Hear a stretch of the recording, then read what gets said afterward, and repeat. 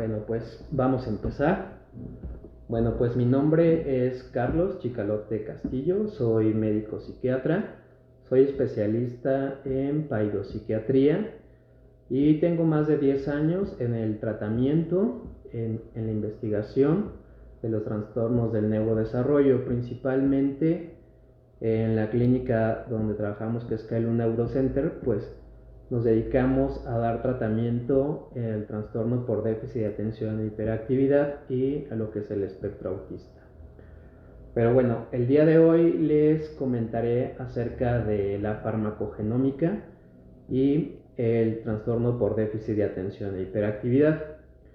Bueno, el concepto de farmacogenómica es el estudio de los genes para desarrollar mejores tratamientos en diversas enfermedades, y estos tratamientos que sean los más efectivos con los menores efectos secundarios que se pudieran presentar. Entonces, la farmacogenómica pues estudia esta interacción entre los genes y la respuesta individual de cada una de las personas que puede tener algún medicamento.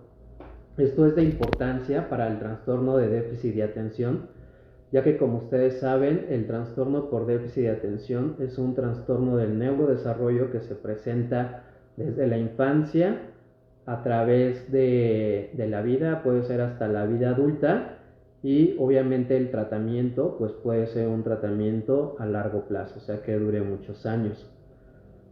Entonces, el contar con tratamientos que sean seguros, que sean efectivos para los síntomas que están tratando, es de vital importancia.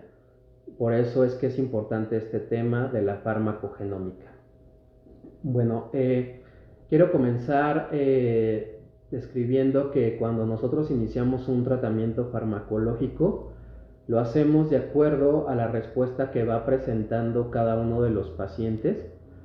O sea, esto tiene que ver en cómo mejoran los síntomas de hiperactividad, de impulsividad o de inatención que van teniendo, y entonces la dosis se va ajustando de acuerdo a qué tanto mejoran estos síntomas o no, pero también lo vamos dando de acuerdo a si se van presentando o no efectos secundarios o adversos. Entonces existen dentro de los tratamientos farmacológicos para el trastorno de déficit de atención dos tipos principales de tratamiento, como son los estimulantes y los no estimulantes. Ambos tienen efectos secundarios y tienen también efectos clínicos en los cuales están diseñados cada uno de ellos. Entonces nosotros, como especialistas, vamos ajustando las dosis o vamos ajustando qué medicamento es más conveniente para cada uno de los pacientes. Con esto quiero decir que el trastorno por déficit de atención tiene una presentación clínica que es muy variable, y por lo tanto los tratamientos también son muy variables. No podemos generalizar la respuesta a un tratamiento, a un medicamento, igual por lo mismo a una dosis, aunque nosotros nos basamos en guías clínicas y en las mejores prácticas médicas basadas en la evidencia. Obviamente existe una gran variedad de esquemas farmacológicos y una gran variedad de respuestas clínicas, así como existen individuos o esta diversidad que existe pues entre la población. Entonces, precisamente esta diversidad entre la población tiene que ver con la genética, que son estas variables que les llamamos polimorfismos, que pueden ser normales, pero algunas de ellas pueden dar esta respuesta o esta variabilidad que puede hacer que los tratamientos funcionen o no funcionen, o que tengan efectos secundarios o no los tengan. Bueno, entonces el TDA, por lo tanto, es muy heredable. Saben que entre el 70 y hasta el 90% tiene una herencia genética compleja. Por lo tanto, es importante conocer la genética, y la farmacogenética pues nos ayuda a determinar qué tipo de tratamiento es el mejor para cada uno de los pacientes. Entonces, como les acabo de mencionar, la farmacogenómica nos permite desarrollar los esquemas de medicación que pueden mejorar los síntomas,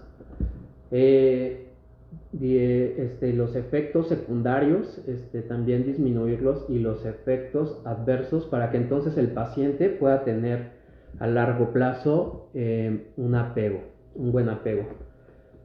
Y bueno, algo que se ha estudiado mucho es que, a pesar de que los pacientes tengan una remisión de los síntomas y que el medicamento funcione, la mayoría de los estudios nos dicen que a largo plazo pocos pacientes son aquellos que siguen con los tratamientos farmacológicos.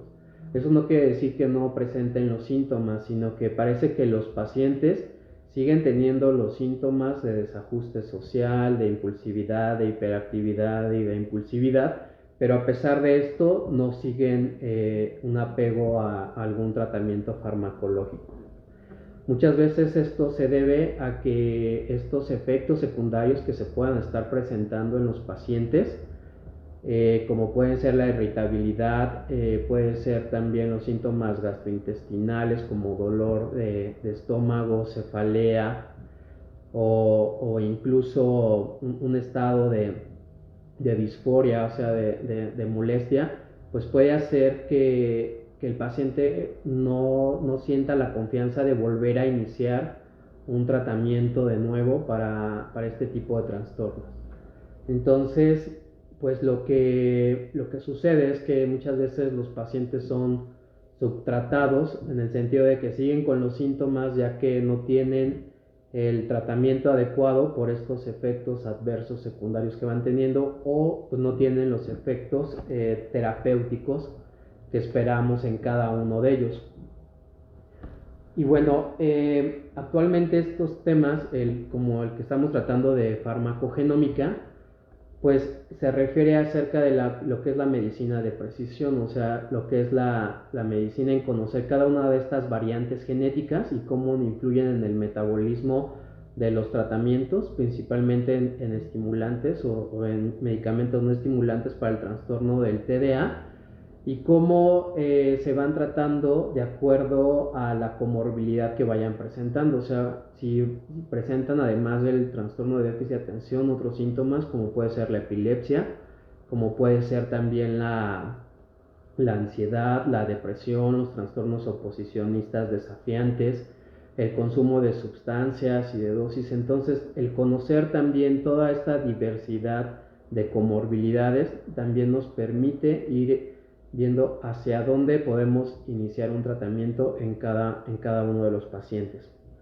Entonces, cada vez conocemos más acerca de cuál es el mejor tratamiento para cada uno de nuestros pacientes, ya que tomamos en cuenta pues la edad que tiene cuando inicia el tratamiento o cuando se presenta la consulta. Tomamos en cuenta también la demanda social que tiene, o sea, la cuestión social en la que se encuentra involucrado. A esto me refiero que si el paciente se somete a ambientes escolares de alto desempeño o ambientes sociales donde se requiere que pues tenga que estar atento durante largo tiempo, o que tenga que seguir ciertas direcciones o directrices de una manera muy estructurada, pues obviamente los síntomas se van a presentar con una mayor disfuncionalidad en el ambiente del paciente. Ahora, también depende del género, o sea, muchas veces el sexo no se toma en cuenta, pero actualmente sabemos que el sexo es bien importante para determinar cuándo iniciamos o no un tratamiento. Por ejemplo, en las mujeres, como la mayoría de los síntomas que generan la consulta no es la impulsividad o la hiperactividad, sino más bien es la inatención, muchos de los maestros o de las personas que conviven con la niña, pues no lo ven como un motivo de consulta. Entonces no le dan un seguimiento hasta que el factor hormonal o el desarrollo en la adolescencia hace que todos estos síntomas empiecen a mostrarse de una forma externalizada, o sea, quiere decir como en conductas problemáticas que tienen que ver como depresión o conductas oposicionistas o desafiantes, y entonces es cuando empiezan a tener intervenciones o valoraciones por especialistas. Entonces, el tratamiento en el presente es acerca de la medicina basada en la evidencia, acerca de los ensayos clínicos, en las mejores guías de tratamiento, pero actualmente pues tenemos esto que es la farmacogenómica, el estudio de los genes, de cómo esta interacción de los genes con los medicamentos y en las personas e incluso en las poblaciones tiene el mejor efecto. Entonces, pues la plática está en función de esto. Si quieren podemos abrir varias preguntas acerca de los tratamientos farmacológicos. Les agradezco que estén conectados, que me envíen sus preguntas acerca de las dudas o su experiencia que tengan acerca del inicio de algún tratamiento farmacológico con sus hijos y cómo fue el apego que tuvieron, ¿no? Y cómo fue la respuesta por los especialistas que les atendieron acerca de las respuestas de estos medicamentos. Sí, entonces, pues bueno, me parece que sería mejor hacerlo de esta forma, a través de preguntas. Esto que les acabo de dar es como una introducción acerca de qué es la farmacogenómica. Si ustedes quieren hacer más preguntas, pues vamos a ir desarrollando la charla en este contexto. ¿Sí? Entonces, los leo. Vamos a ver. Eric López, saludos a todos desde Ciudad Juárez, Chihuahua. Muy bien. Bueno, Noemí, saludos. Giovanna, saludos, doctor. Muy bien. Pues vemos que todavía no hay preguntas, más preguntas. Y pues bueno, no sé si van a hacer preguntas o sí. Ok. Aquí hay una pregunta acerca de que si en México se disponen de estas pruebas farmacogenómicas. Bueno, en México sí existen estas pruebas farmacogenómicas y son para el tratamiento de diversos trastornos psiquiátricos. Cabe mencionar que los trastornos psiquiátricos son poligénicos. Esto quiere decir que normalmente un trastorno psiquiátrico puro no existe, o sea, no existe depresión solamente, sino que también está asociado de ansiedad, o también puede tener trastorno de déficit de atención y ansiedad y depresión, y también puede tener otro trastorno como el trastorno obsesivo compulsivo. Entonces sí existen en México estas pruebas de farmacogenómicas en las cuales se puede determinar si un paciente es metabolizador rápido, lento o ultra rápido. O sea, esto quiere decir si un paciente desecha el medicamento o lo metaboliza de una forma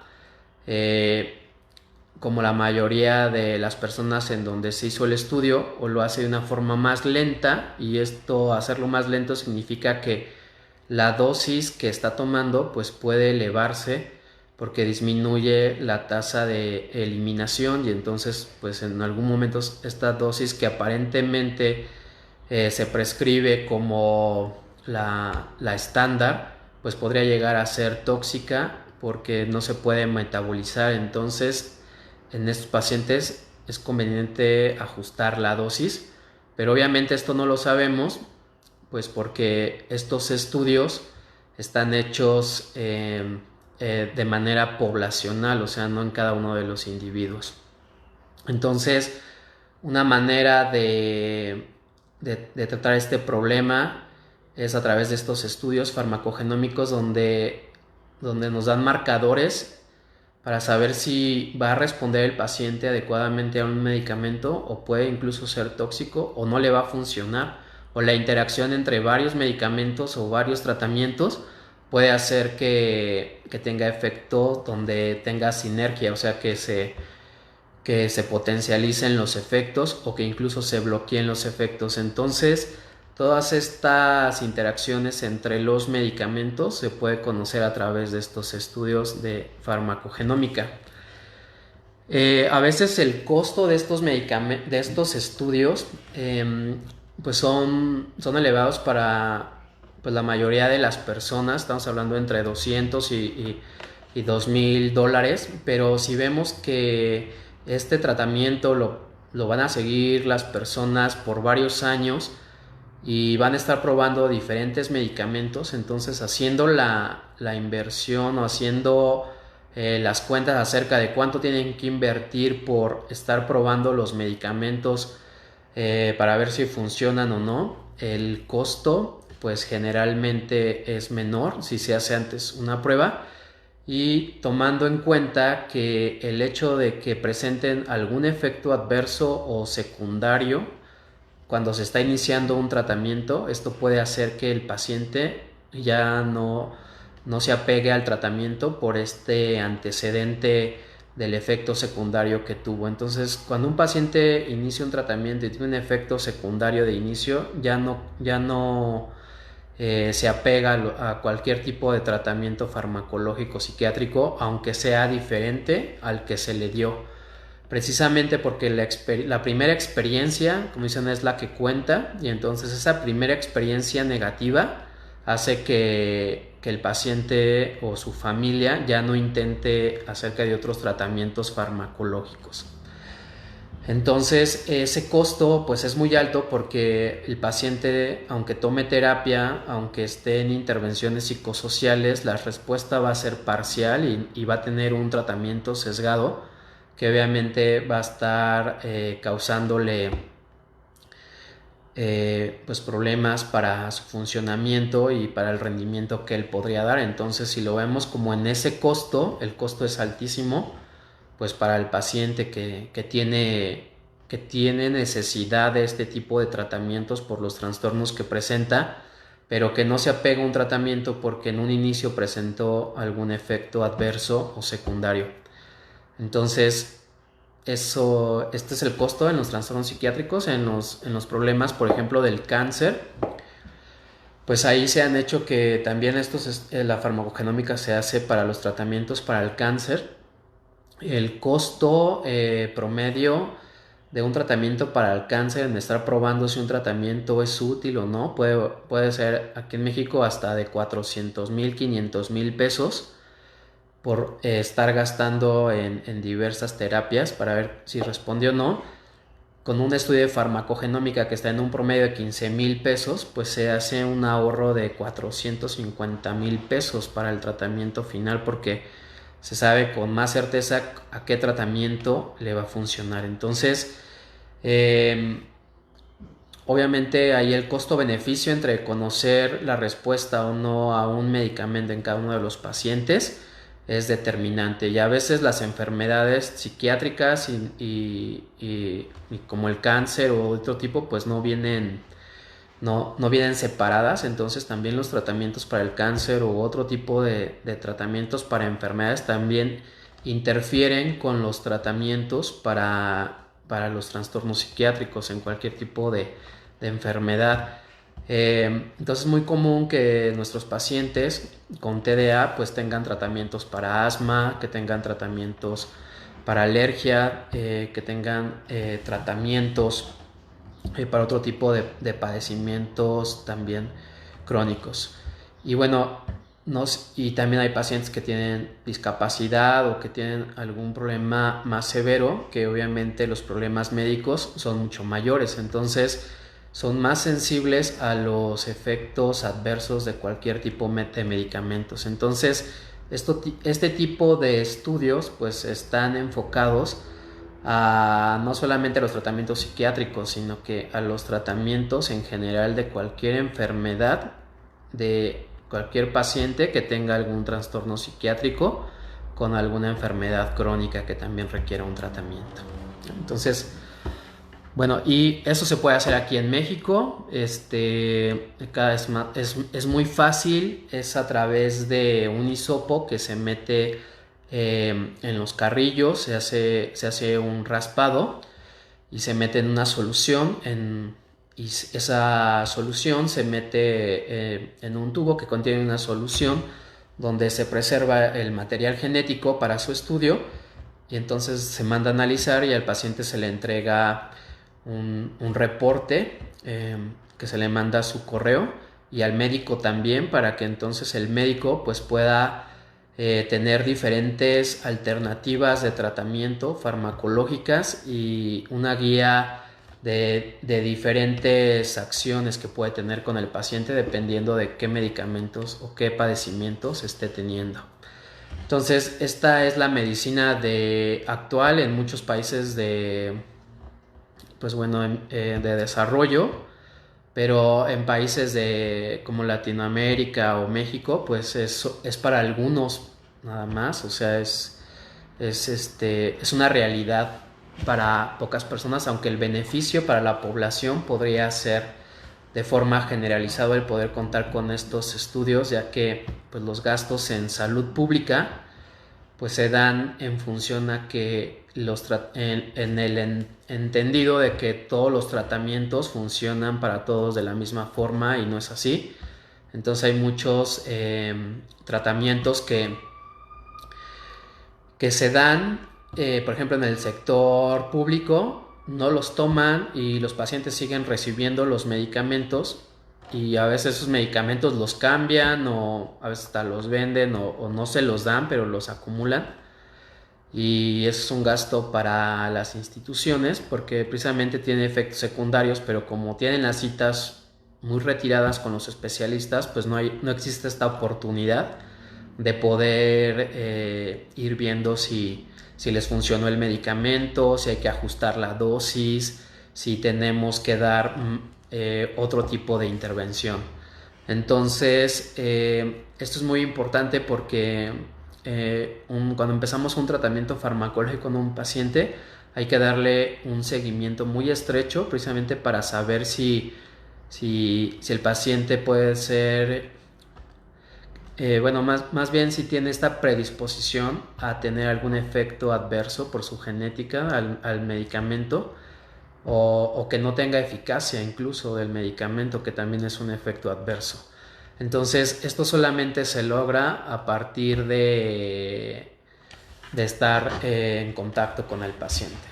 Muchas gracias. Vamos a ver aquí las demás preguntas. Ok, doctora Dora Patrocino, hola. En mi caso probamos el metilfenidato y nos dio un resultado excelente. Soy de Argentina. Genial, ¿no? Entonces, eso está muy bien. O sea, se ha reportado el metilfenidato como el medicamento que tiene mayor eficacia en pacientes con el trastorno de déficit de atención. Es el más estudiado. Sin embargo, un 25-30% de los pacientes les cae muy mal, o sea, les pone irritables, insomnio, con agresividad, ¿no? Entonces, qué bueno que le cayó muy bien, y el resultado fue excelente. Pero también existe esta otra parte, ¿no? Donde es una cuarta parte también de los pacientes pues puede tener estos efectos secundarios. Entonces, pues bueno, vamos a seguir leyendo. Lidia Moreno Céspedes, ¿qué efectos puede ocasionar a un niño con TEA en su organismo el que tome metilfenidato? En su organismo, bueno, pues supongo que su organismo refiere como a cualquier órgano. El medicamento es un medicamento que tiene más de 40 años, el metilfenidato, que se ha utilizado en población pediátrica. Entonces no se han visto efectos que tenga sobre algún órgano.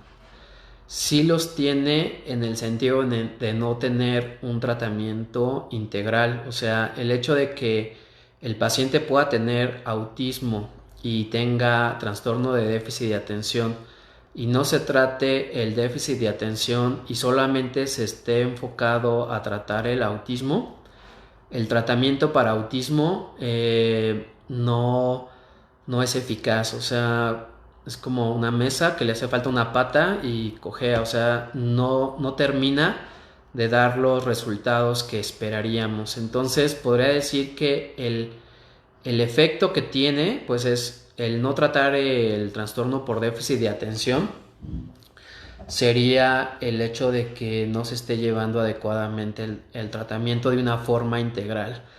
Entonces, esta es una parte que nosotros como especialistas, la formación que tenemos no está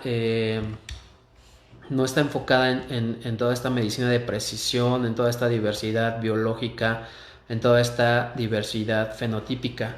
Actualmente el currículum es acerca de los trastornos, de cómo entender un padecimiento, pero no cómo interaccionan desde la parte genética, desde la parte orgánica, cómo está toda esta interacción. Entonces, por eso es importante este tipo de medios de comunicación, para invitar a todos los profesionistas a mantenerse actualizados, a mantenerse interesados en este tipo de tratamientos que están disponibles al alcance de las personas y que pueden ser la diferencia para un tratamiento para un paciente. Entonces los invitamos a estarse actualizando en estos temas de farmacogenómica en los tratamientos para los trastornos del neurodesarrollo.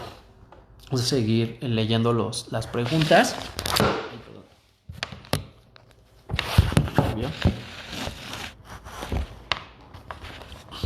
Ok.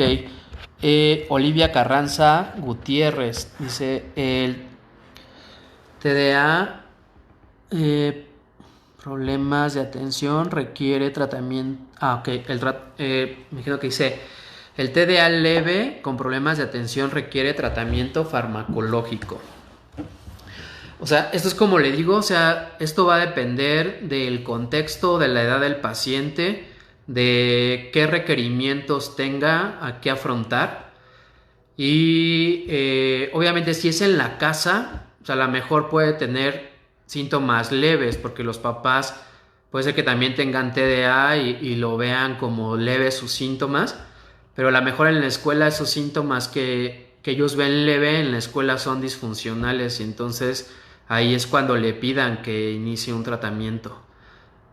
Entonces ahí por eso es que es controversial esta parte del funcionamiento donde se encuentra el niño. Entonces depende si el TDA es leve, pero en qué contexto, ¿no? A lo mejor el niño está pasándola mal en la escuela porque él hace todo lo que está a su alcance por tratar de poner atención, de entender, de seguir las indicaciones, pero es algo que sale fuera de su alcance, y entonces se frustra, empieza la tristeza y después nos llegan a consulta por síntomas de depresión. En sí no llegan por los síntomas leves, sino llegan por la ansiedad que a lo mejor presentan, o llegan por la depresión que tiene, pues por los problemas que tienen y que no los pueden solucionar de la manera en como lo hacen el resto de los niños, ¿no? Entonces, por eso es que esto depende de cada uno de los pacientes.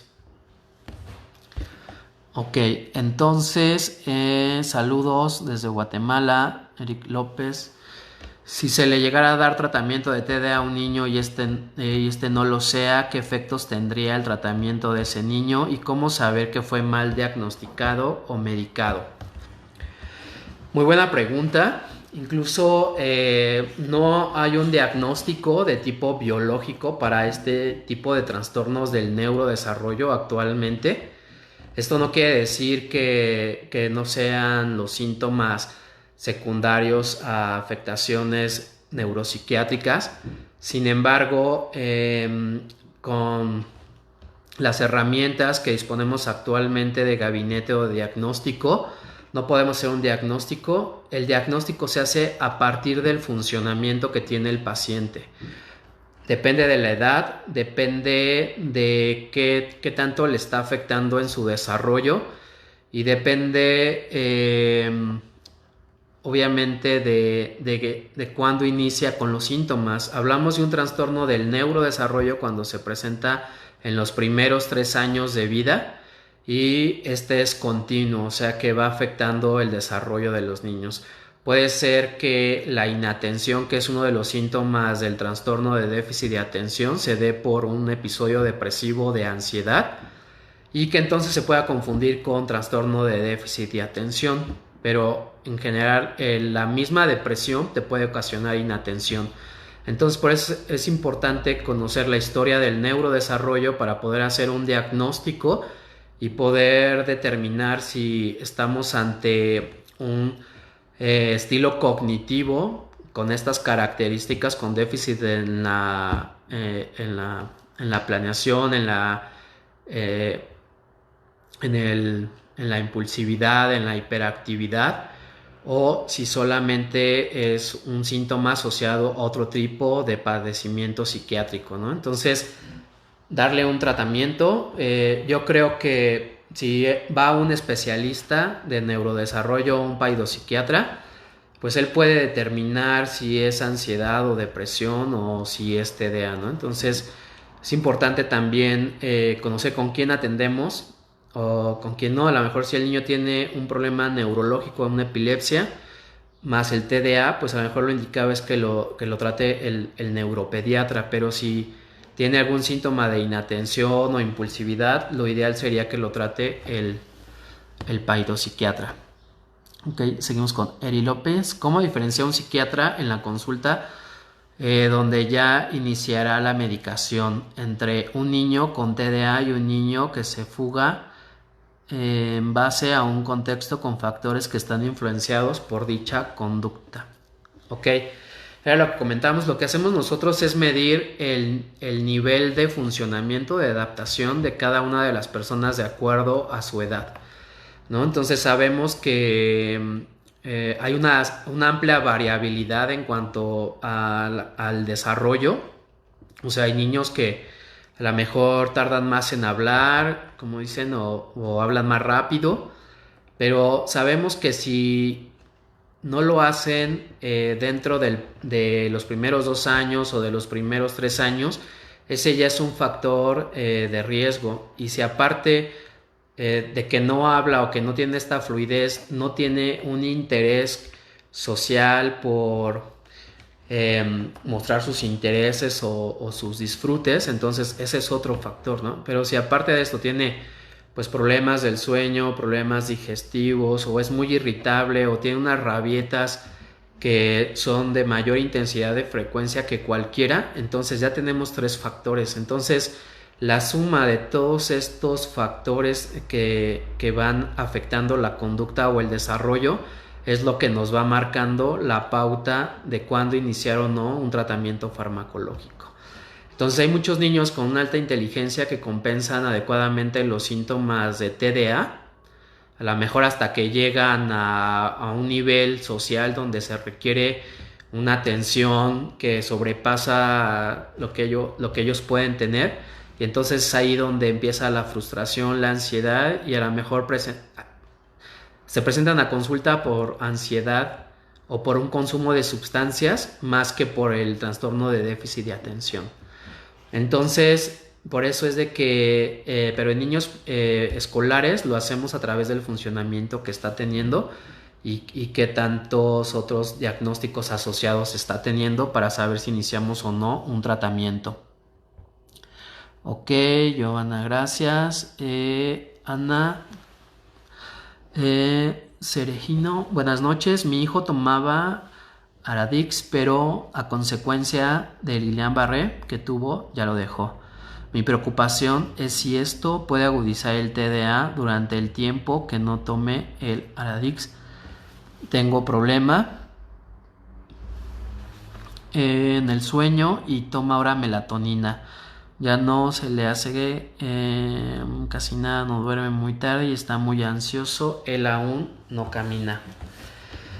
Ok, entonces el Guillain-Barré pues es un trastorno desmielinizante en el cual tiene un componente genético y generalmente está asociado con otro tipo de trastornos del neurodesarrollo, ¿no? Entonces yo creo que para su paciente el saber cómo va a responder o no a algún medicamento, lo ideal sería para él un estudio de farmacogenómica, porque esto le va a permitir saber si el tratamiento que está teniendo para el Guillain-Barré no tiene interferencia con los medicamentos que está tomando, o si los medicamentos que le pueden recetar para cualquier trastorno psiquiátrico también pueden estar afectando su tratamiento de base. Entonces, es por esto que no solamente es el tratar, por ejemplo, solamente un trastorno, sino que tenemos que tratar la comorbilidad y los trastornos que están asociados a cada uno de los padecimientos. Entonces, es por esto que la medicina de precisión nos dice cómo debemos de tratar a cada paciente de acuerdo a todas estas características que él está teniendo. Ok, aquí vamos a contestar la pregunta de Wilder González. El metilfenidato produce talla baja. Ok, talla baja como tal es una condición médica, o sea, es un padecimiento que tiene una etiología múltiple, o sea, quiere decir que es heterogénea, puede obedecer a causas genéticas, ambientales, combinadas, o sea, es un trastorno como tal del desarrollo, o sea, es una enfermedad como tal del desarrollo, y esto se mide a través de las tablas del crecimiento, y entonces se va viendo que no corresponde el crecimiento de acuerdo a la edad del chico. Perdón, puede verse también enfermedades endocrinológicas, ¿no? O enfermedades múltiples. Por eso es de que es muy complejo. Hay clínicas que se dedican a la talla baja, pero estamos hablando de talla baja de un trastorno como tal muy específico que es poligénico, que es muy variable. El metilfenidato como tal, uno de los efectos secundarios es de que disminuye el apetito en algunas personas, y entonces eso hace que las personas bajen de peso porque ya no comen tanto a lo mejor, o porque disminuyen la ingesta en los alimentos. Este efecto en cuanto a la disminución del apetito generalmente disminuye a través del tiempo de administración, o sea, los 3 meses, 6 meses, este efecto ya no puede ser, en la mayoría de los pacientes ya no está presente. Como tal, talla baja, se han hecho estudios longitudinales donde se ha visto que no hay un efecto como tal que incida directamente para provocar este síndrome de talla baja, aunque sí, obviamente en personas que tienen este síndrome de talla baja o que tienen esa dificultad, pues obviamente sí hay que tener mucho mayor cuidado en ellos, pero en sí el medicamento como tal que produzca el síndrome no, sino más bien puede ser que esté asociado a la disminución de la ingesta de los alimentos. Gracias, Wilder, por la pregunta. Mari Fausto Casafranca, ¿hay pruebas farmacogenómicas en Perú? Pues yo las que conozco son en México. La verdad no tengo conocimiento al respecto, pero me daré la tarea de buscar si en Perú hay. Pero generalmente la ventaja de este tipo de estudios pues es que se pueden enviar por correo. El hisopo se mete en un sobre en la solución junto con el empaque y se pueden mandar a cualquier parte del mundo. Entonces aquí la ventaja que tenemos en cuanto a poder tomar la muestra en otras regiones o en otros lugares, pues no podría, tal vez no es tan problemático. Aquí lo problemático es saber si esa población donde se está tomando la muestra, conocemos esas variantes que puede producir los efectos en un medicamento determinado, ¿no? Por ejemplo, hay poblaciones en las cuales un medicamento no tiene el efecto que se busca, y en otras poblaciones puede ser tóxico. Entonces, esto va a depender de acuerdo a la población donde se esté dirigiendo el tratamiento, ¿no?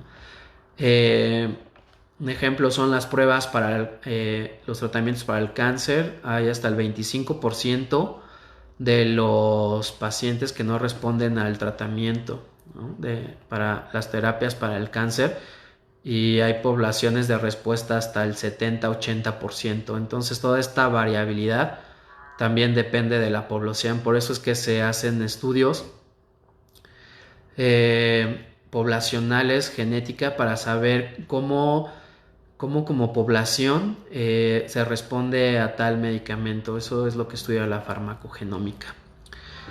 Y bueno, también nos preguntan que si existen más pruebas de farmacogenómica en Perú.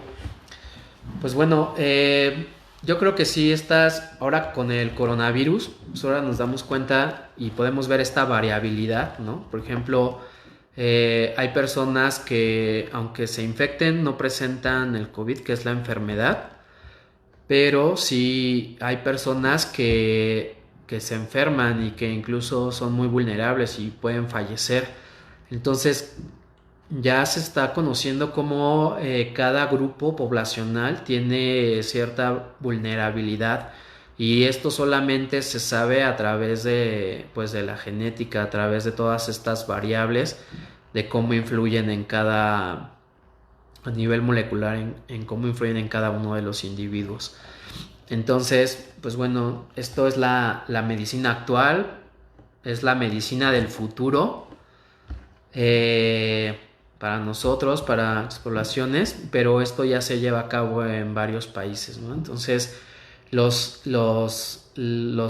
ensayos clínicos, que están basados en la experiencia de los expertos a través del tratamiento, que llevan muchos años tratando a los pacientes, son importantes, pero sin embargo no nos permiten conocer cada una de la vulnerabilidad que estamos hablando biológica en cada uno de los pacientes, porque las guías generalmente están enfocadas a solo un padecimiento. Por ejemplo, ya sea para depresión, hay guías para déficit de atención, para trastorno obsesivo compulsivo, pero no existen como toda esta interacción de todos estos padecimientos y cómo abordarlas. Entonces, la medicina del futuro es lo que hace. Estos algoritmos lo que hace es analizar todos estos factores de cada uno de la presentación de los diferentes síntomas psiquiátricos, y entonces nos va dando grupos, por ejemplo, de pacientes que tienen TDA pero que tienen problemas de aprendizaje, o que tienen problemas de ansiedad, o que tienen problemas de abuso de sustancias. Entonces, obviamente estos grupos tienen un tratamiento farmacológico diferente. Y este tratamiento farmacológico apenas se va descubriendo en estos grupos, ¿no? Que tienen una cierta evolución, tienen ciertos factores ambientales. Entonces, esto es la medicina del futuro, estos algoritmos que se van presentando. Y pues bueno, no sé si para cerrar, si alguien más quiere hacer alguna pregunta, tenga alguna otra duda. O sea, creo que sí hay más preguntas. A ver, vamos a ir respondiéndolas. Ok, González Márquez, Cuatlicue. ¿La migración neuronal tiene que ver con el TDA? Pues sí, qué buena pregunta.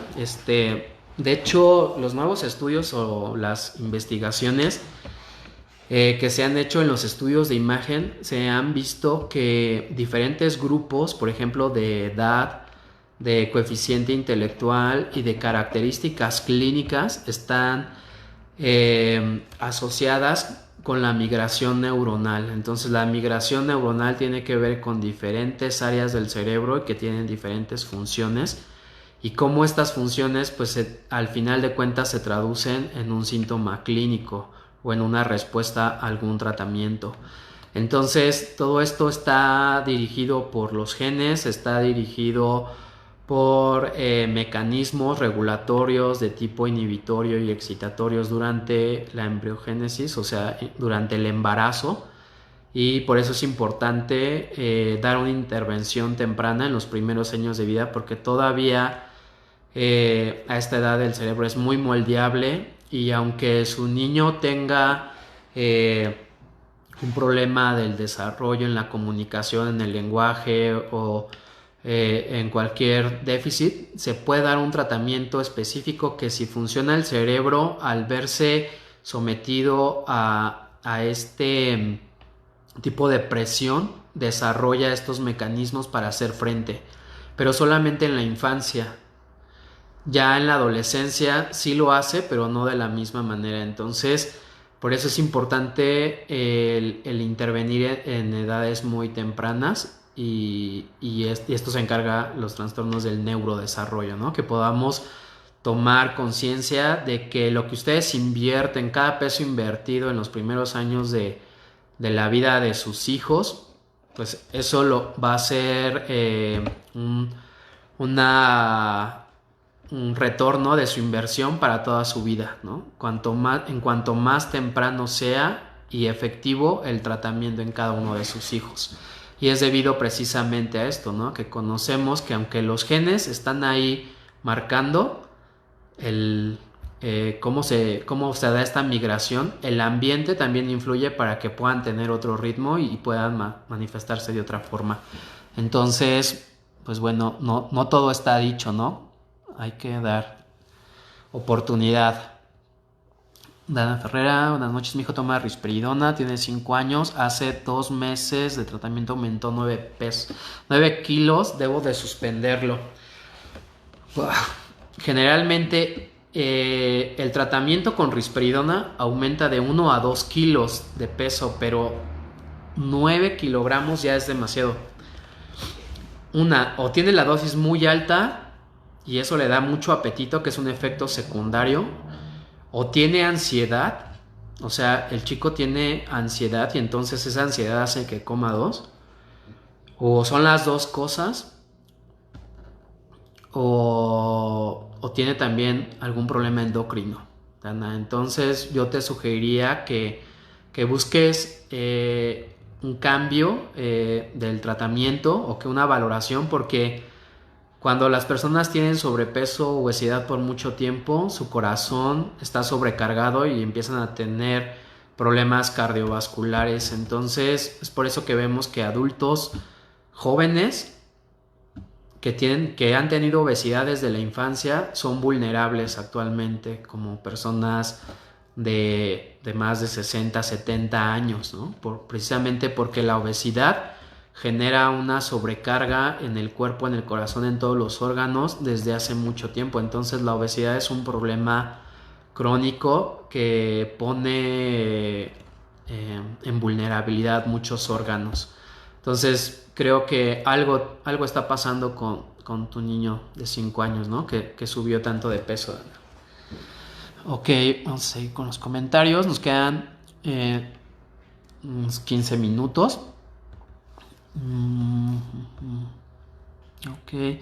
Dice, los casos de TDA con medicación se le anexaría si el infante presenta ansiedad, miedos, fobias, o es el mismo del medicamento.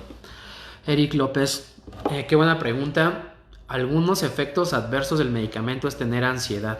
O sea, hay una ansiedad que antes no tenían y que cuando empiezan con el medicamento la empiezan a tener. Es un efecto que puede ser un efecto adverso del medicamento.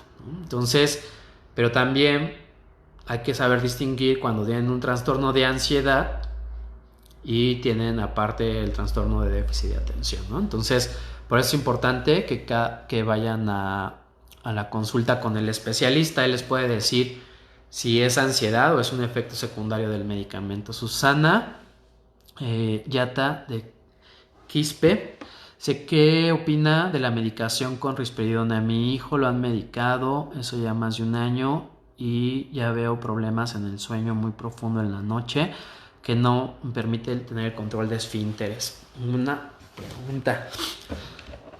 Es que la obesidad o el sobrepeso que genera la risperidona puede dar apnea obstructiva del sueño, en el sentido que la masa abdominal crece y eso hace que cuando el niño está dormido y está relajado los músculos no se puedan expandir los pulmones adecuadamente.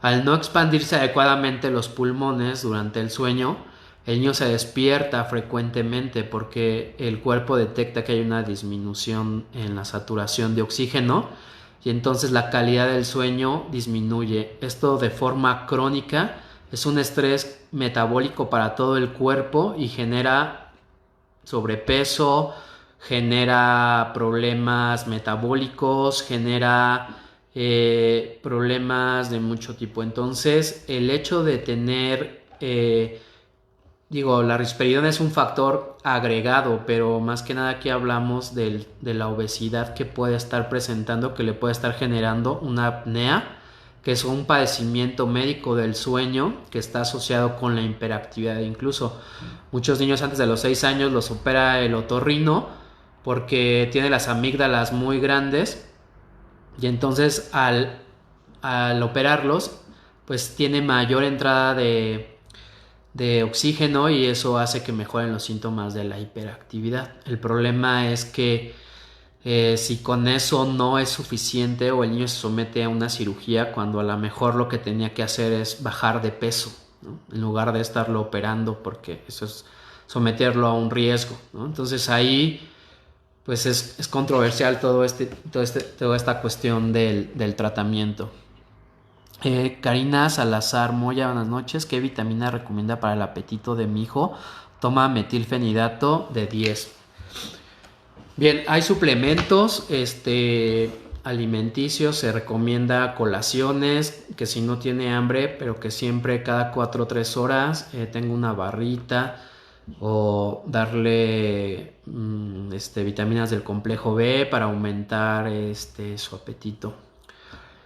Y pues sí pueden ser algunas de las opciones para disminuir estos efectos secundarios, ¿no?, en el tratamiento. Eric López igual. En la primera consulta un psiquiatra que recibe un caso de TDA en su análisis antes de medicar, pero analiza o medica o el trastorno o se enfoca primero en el tratamiento y de ahí en el trastorno. Qué buena pregunta. Es que era lo que le comentaba, de que generalmente estamos educados a tratar solamente un padecimiento. O sea, estamos educados como médicos en la formación a que es TDA y entonces los protocolos de TDA dice que el tratamiento tiene que ser así o los algoritmos, ¿no? Cuando no responde después de varios tratamientos, entonces los mismos algoritmos dicen, ¿sabes qué? Valora si tiene una comorbilidad agregada o si tiene un padecimiento médico agregado que le está ocasionando los síntomas. Esto es debido a la medicina basada en evidencia y es debido a los ensayos clínicos y a la experiencia de los expertos. Era lo que les decía, lo que teníamos en el pasado y en el presente. O sea, toda esta información está enfocado pues en un trastorno, pero obviamente es raro que un padecimiento venga solo. Casi la comorbilidad es lo habitual. O sea, más bien yo pondría como excepcional que un padecimiento venga solo.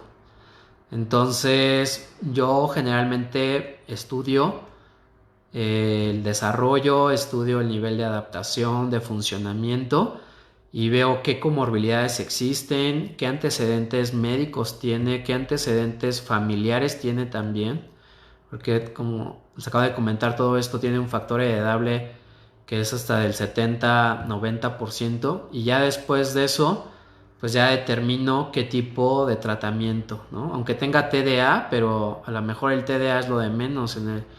En el momento lo que tiene es una idea suicida o una idea impulsiva o tiene ansiedad, ¿no? Entonces tratar el TDA pues queda en segundo término. Entonces va a depender de cada paciente, ¿no? Entonces eso es lo que se recomienda actualmente con esta medicina de precisión, pues basada en cada una de las personas y conociendo toda esta diversidad que se puede presentar. Muchas gracias. Olivia Carranza, el déficit de atención requiere tratamiento farmacológico. Sí, sí requiere tratamiento farmacológico. Hay personas que pueden compensar, pero compensan en una cosa, pero siempre salen afectadas de otra, ¿no? Entonces, a lo mejor compensan en la escuela, pero las relaciones sociales no las compensan. A lo mejor son muy buenos en el trabajo porque son muy entregados, pero en la casa no los aguantan.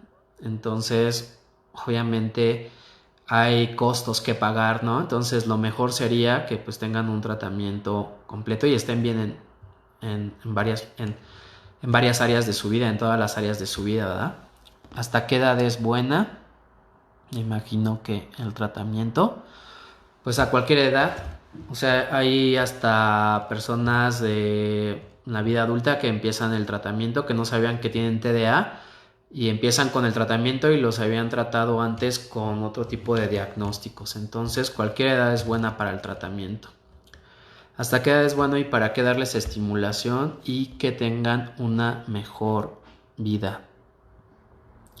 Ok, Karen Villaf. Buenas noches. ¿Es verdad que un niño con TDA puede salir adelante sin medicamento o solo con terapias? Esto suena duro, pero a lo mejor, pues bueno, yo estoy en contra de eso. Va a salir adelante en el consultorio de la persona que lo tenga en tratamiento, ¿no? O sea, a veces hay niños, me han tocado en consulta, que tienen 8 años, 4 años y que han estado en tratamiento, pero que el tratamiento en terapia está muy bien, pero la vida, o sea, donde vienen a consultarte es porque tienen problemas pues allá afuera, en su escuela, en su casa, en sus relaciones. Entonces, poner a prueba todos esos desafíos allá afuera es lo importante, ¿no? Entonces, yo doy un periodo de 3 meses para una intervención psicológica. Es el tiempo que en un niño podemos esperar a que los papás tengan psicoeducación, a que entiendan qué está sucediendo. Y a veces mejora solamente con hacerles las preguntas y hacerles la entrevista, porque se van dando cuenta ellos que tienen que cambiar. Pero a veces eso no es suficiente, ¿no? O a veces sí, o sea, depende como del contexto. Entonces, no es muy arriesgado decir que no lo necesita, porque pues tal vez ni siquiera sepas en qué área es la que tenemos que estarlo tratando, ¿no? O sea, no para todos es igual. Bueno, un saludo enorme, aquí atento a la conversación, licenciado Gallardo. Que gusten saludarlo. Ok, Laura, mi hija, le dan risperidona y mipramina. Ok. América Barraza, buenas noches. Mi hija tiene 13 años, la diagnosticaron con TDA y lesión hemisferio izquierdo. Últimamente ha tenido muchos problemas en el aspecto sexual. Le he sorprendido viendo páginas masturbándose pornográficas. ¿Y a qué especialista puedo recurrir y qué ayudar? No creo que esto sea normal. Sí, claro. Generalmente puede ir con el psiquiatra. Esta conducta de masturbarse o de conductas hipersexuales puede ser también secundarias a la ansiedad. Entonces, las zonas erógenas, pues obviamente al estimularlas disminuye la ansiedad por el placer que tienen, pero es por eso que estas conductas se pueden estar perpetuando. Entonces puede ser que tenga un trastorno de ansiedad asociado al trastorno del déficit de atención y por eso pues esté presentando este tipo de conductas, porque está muy ansiosa y de alguna manera pues quiere disminuir la angustia. Hay tratamientos farmacológicos que le van a ayudar mucho a América. Ok, estimado doctor, deja claro que el tratamiento farmacológico del TDA no genera adicción y no hacerlo sí tiene propensión para ser adictos en la adolescencia o en la adultez. Ok, muchas gracias. Precisamente el día de hoy tuve un paciente, o sea, que tiene 28 años, estudió psicología, bueno, estudió una carrera relacionada con la salud mental y tiene TDA, o sea, siempre ha tenido TDA, pero Su problema de consulta es porque tiene ansiedad, tiene ataques de pánico. Entonces, la ansiedad es lo que motiva la atención de la consulta. Fue a varios especialistas y le recetaron tratamiento para la ansiedad, pero evaluando todo su funcionamiento, todo su desarrollo, él tiene problemas desde la primaria para concentrarse, para entregar trabajos, para cumplir con lo que se esperaría, ¿no? Con los chicos de su edad. En la secundaria o en la preparatoria, pues empieza con el consumo de sustancias, empieza a juntarse con otros chicos que tienen problemas de conducta o problemas de adicciones. Jamás fue medicado, jamás fue tratado. O sea, un psiquiatra lo viene conociendo ahora a los 28 años por un trastorno de ansiedad, pero nadie le dijo que tenía trastorno de déficit de atención. Entonces, cambiar toda esta situación que él ha vivido, de cómo ve la vida, de cómo se ha formado, el cómo se ven las cosas, él siempre se ha visto como que es diferente, pero no sabe por qué, no puede esperar una hora y se aburre, se va, siempre, pero eso ya lo ve como normal. El consumir ya es algo normal que él ve, ¿no? Entonces, eso tiene un costo muy alto para él, ¿no? Porque, pues, cambiar todas esas ideas que él se ha formado durante 20 años, de cómo es la vida y todo eso, y de repente decirle, oye, tienes algo que no es de ahorita, es como lo que se alcanza a ver, pero detrás hay todo eso, pues es como, sí, mostrarle otra alternativa, pero obviamente se pudo haber ahorrado todos estos problemas si se hubiera atendido desde la infancia el trastorno de déficit de atención, ¿no? Y todos los problemas que tiene. Entonces, no tomó medicamento, no tomó ningún estimulante. Obviamente, si él hubiera estado en algún tratamiento y lo suspende, el mismo trastorno es el que hace que esa búsqueda de la novedad pues esté buscando las sustancias. Entonces, esto es algo que está asociado más bien al trastorno y no al medicamento.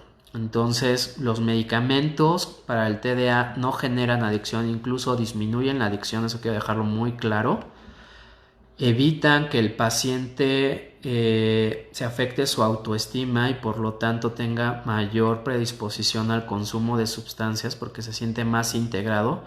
Los pacientes de TDA en la infancia o son los payasitos o son los bullying, ¿no? Los niños que los respetan pero porque les tienen miedo, no porque realmente sean reconocidos por lo que hacen, ¿no? O tienen que hacerse los graciosos. Entonces, eso genera un costo en su autoestima y obviamente esto pues da pie al consumo de sustancias, ¿no? Entonces, pues es mejor dar el tratamiento, ¿no? Que no darlo. Muchas gracias, Mónica. Muchas gracias. Hablemos de neurodesarrollo. Y pues bueno, yo creo que ya se nos terminó el tiempo. Nash, mucho gusto en saludarte, una compañera de la carrera de medicina. María del Pilar, mucho gusto, una paciente mía también, con mucho cariño. Al licenciado Miguel, muchas gracias por todos sus saludos. Y pues bueno, ya se nos terminó el tiempo. Les agradezco mucho su espacio. Ojalá y podamos seguir con estos espacios de divulgación y un contacto más estrecho entre lo que es la ciencia y lo que es la atención clínica y lo que son los pacientes. Y muchas gracias a Noemí por su labor tan titánica que tiene de mamá, de empresaria, de comunicadora, de todo para que esto sea posible. Y a Elisa también, a Yariela, a todo el equipo de Kailun Neurocenter. Y pues me da mucho gusto estar aquí compartiendo y tener esta comunicación directamente con ustedes. Les agradezco mucho, que tengan buena noche y seguimos aquí hablando de neurodesarrollo. Muchas gracias.